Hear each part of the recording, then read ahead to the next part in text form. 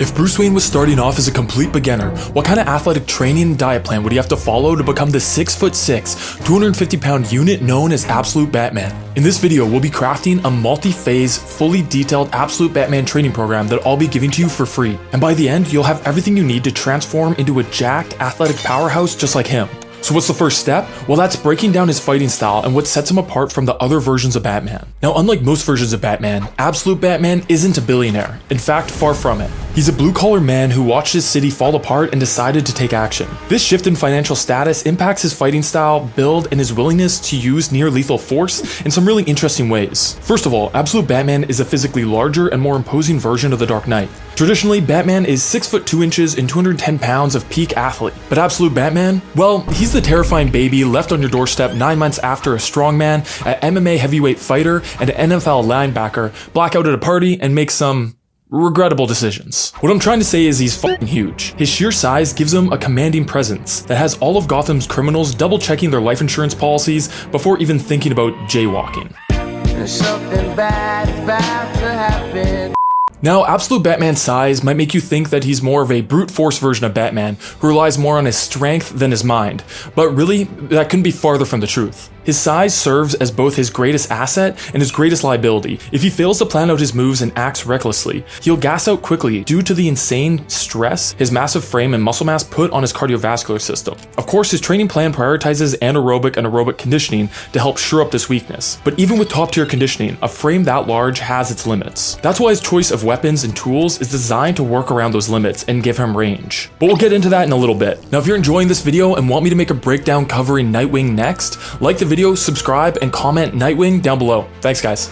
To develop the insane level of muscle mass Absolute Batman has, much of Bruce's early training would focus on hypertrophy, aka muscle building work, alongside functional strength training. But as he develops, he would gradually do less hypertrophy and strength work, shifting his focus to more sport-specific training. And I'll be explaining how this transition happens in a practical way later on. Now, of course, you can't build this amount of sheer size without nailing down your diet, and I know that's something that a lot of you guys struggle with, so in addition to the free program I'll be giving you, I'm also giving you full instructions on how to structure your diet for the best results, and I'm giving you a full meal plan for free. You can thank me later. All of the strength and hypertrophy training that Bruce would be doing wouldn't just be there to build his body. It would also lay the foundation of explosive power that would go on to fuel his brutal fighting style. In Absolute Batman issue 1, Alfred describes Absolute Batman's fighting style as a savage blend of martial arts. Grappling from Brazilian Jiu-Jitsu, clinching from Muay Thai, and striking from his boxing background form the core of his arsenal. But at the end of the day, it's his striking in particular that really sets him apart. This was clearly on display when he went full Captain America mode on a heavy bag, punching it clean off of its chain.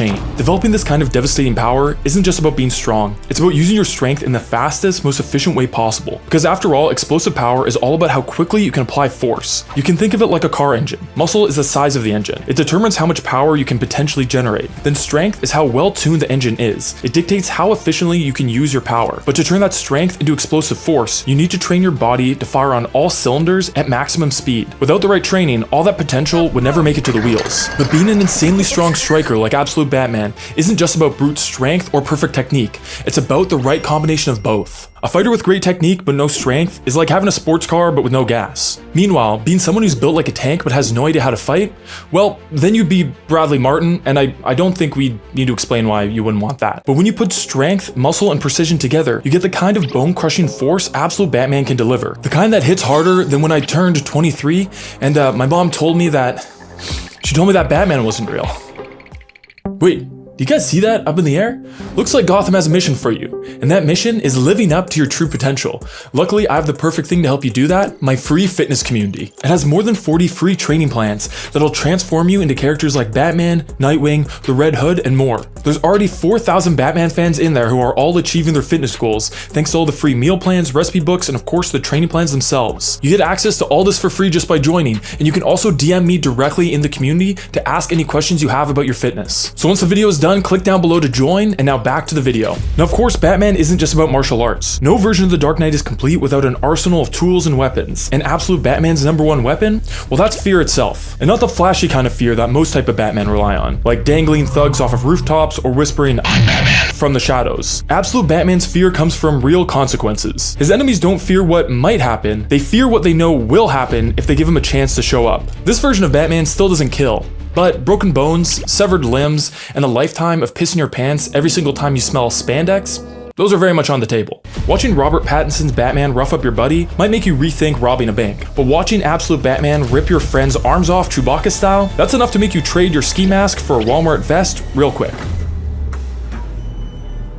And without billionaire tech or a Justice League hotline to back him up, Absolute Batman's gear is designed for brutal efficiency. His bat axe, doubling as his chest emblem, detaches to send a crystal clear message, like removing a gang member's hand. His reinforced symbiote-like cape, it's not just for dramatic flair, though it does look sick, it's a weapon for striking, throwing enemies, and even working as a pair of stilts. And even his bat ears on his cowl aren't just for show, they actually serve as throwable knives, because versatility matters when you don't have billions of dollars to burn. Every one of his weapons has a purpose, to make sure that when he neutralizes one of his biggest enemies, they stay neutralized. If you know what I'm saying. Because, let's face it, Gotham would be a whole lot safer if someone just nutted up and liberated the Joker from his limbs. Just saying. Now that we understand the ins and outs of Absolute Batman's performance and fighting style, it's time to create the program that'll transform Bruce Wayne and you yourself from this to this. For the sake of this video, let's imagine our hypothetical real-life Bruce Wayne starts his journey to become an Absolute Batman at the age of 18. He's a healthy young man with a clean slate, active his whole life, playing sports, spending time outdoors, and doing the occasional manual labor job over the summer. While he's got a decent base of activity, he hasn't done anything extreme. No mountaintop ninja boot camps with Ra's al Ghul, no Zumba classes with Harley, and no skinny dipping in the Lazarus pool with Catwoman. Just a regular old dude. The number one priority of the first phase of his training would be to develop the foundational traits that will serve as the bedrock for everything else that Bruce Wayne needs to become Absolute Batman. These are the attributes that take the longest to develop, but will underpin his future success. Things like muscle mass, general strength, connective tissue durability, mobility, aerobic conditioning, and general movement literacy. In athletic circles, this first phase is known as a GPP phase, aka General Physical Preparedness phase, where the primary focus is maxing out raw physical attributes before transitioning to more specific training tailored to Batman's specific needs. Think of the GPP phase as increasing your general fitness and leveling up your base stats like in a video game. By dedicating time to developing these raw attributes now, Bruce is setting himself up for long-term success. Bruce's GPP plan is a carefully designed 5-day-a-week routine, carefully balancing conditioning, resistance training, martial arts, and of course recovery. This schedule fits in 4 resistance training sessions and 3 martial arts/conditioning sessions each week. To avoid the interference effect, where combining strength and endurance training in the same session diminishes the benefits of both, resistance training is always kept separate from martial arts/conditioning work. So this means since he has 7 training sessions each week, but only 5 days to do it, 2 of the sessions are 2-a-days, which means he does his resistance training in the morning, followed by his martial arts/conditioning workouts later on in the evening. And don't worry if this sounds like too much for you, because I'm going to make a more time-efficient version of both of these plans, and I'll give it to you at the end of the video. So 2 of his martial arts sessions are done in the evening after he did resistance training in the morning, while the 3rd is on a standalone day, leaving 2 full days for rest and recovery. Resistance training is of course the backbone of Bruce's transformation. Each session is laid out like this. It starts with an agility circuit, featuring exercises like pogo hops, ladder drills, and quick change of direction drills. These don't just warm him up, they sharpen his reaction time and improve his movement fluidity, essential for outmaneuvering Gotham's criminals. After agility work comes mobility training. Loaded stretches target key areas like the hips, hamstrings, and shoulders, improving flexibility and reducing the risk of injury. Studies show that loaded stretching is more effective than traditional static stretching, and full instructions on how to perform these movements can be found in the free program at the end of the video. The main event of these workouts is of course Bruce's resistance training, which combined movements like squats, presses, and rows with machine and isolation work. While compound movements are incredibly efficient, they're also taxing on the body. To handle the high training volumes needed to build the Absolute Batman physique in just 3 to 5 years, Bruce would supplement his free weight compound movements with machine-based isolation exercises. This allows him to increase his training volume without overwhelming his recovery. And again, full instructions on what movements to do, how many reps and sets, and how to progress, along with what diet to follow, can be found in the program at the end of the video. Martial arts are of course a non-negotiable for Absolute Batman's program, but he's not just going to focus on striking and grappling with a single opponent, because Batman, he just never gets a fair fight. He's always battling multiple opponents while leaping across rooftops or dodging debris. So to prepare for this type of chaotic fighting environment, Bruce would incorporate unique sparring scenarios, like fighting multiple opponents while navigating an obstacle course, or fighting multiple opponents in a confined space. These drills force him to adapt his fighting style, movement, and strength on the fly, ensuring he's ready for for the chaos of Gotham. 2 of his martial arts training sessions each week would focus on developing new skills like striking, grappling, and takedowns, while the 3rd session each week would be focused on sharpening existing skills through sparring. Now, laying the foundation to become absolute Batman doesn't happen overnight. That's why Bruce would spend 3 years following this GPP program.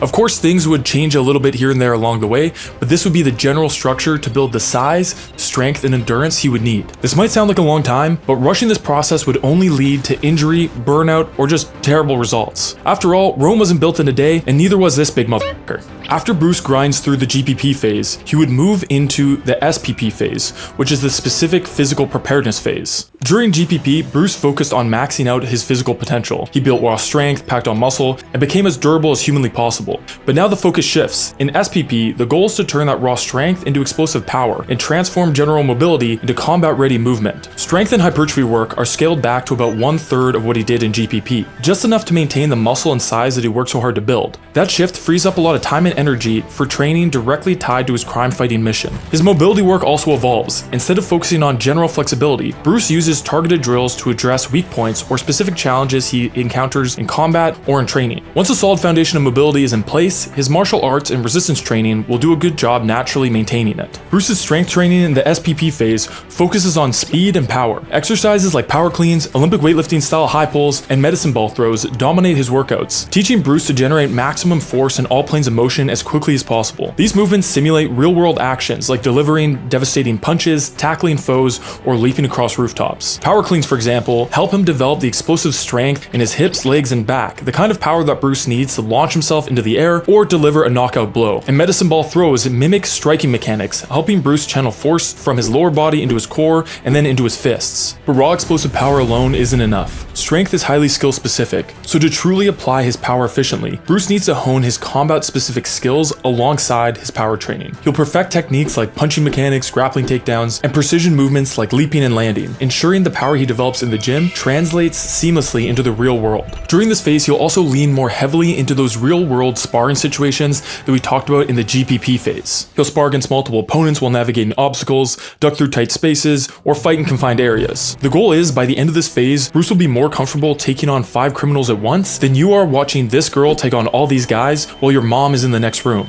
Y'all need help, for real. But combat drills alone aren't enough to prepare Bruce's body for the demands of an all-night patrol. To build the gas tank he needs to power his massive frame, Bruce incorporates high-intensity and moderate-intensity interval training. Tools like the assault bike, ski erg, or rowing machine allow him to push his limits without risking burnout. Now here's what a week of his SPP training would actually look like. He'd have 4 strength and conditioning sessions, 2 of which would be focused on explosive movements like power cleans, box jumps, and medicine ball throws, with a little bit of hypertrophy work to maintain his muscle mass. He'd have 1 day specifically focused on his conditioning, where he would do his hit and his mitt workouts. Then he'd have 3 martial arts training sessions each week, 2 dedicated to real life combat drills like we talked about before, and then 1 technique day where he'd refine his striking, grappling, and takedowns. Bruce would follow this plan for 2 years, and by the end of all this, he'd be ready to hit the streets as absolute Batman and clean up his city.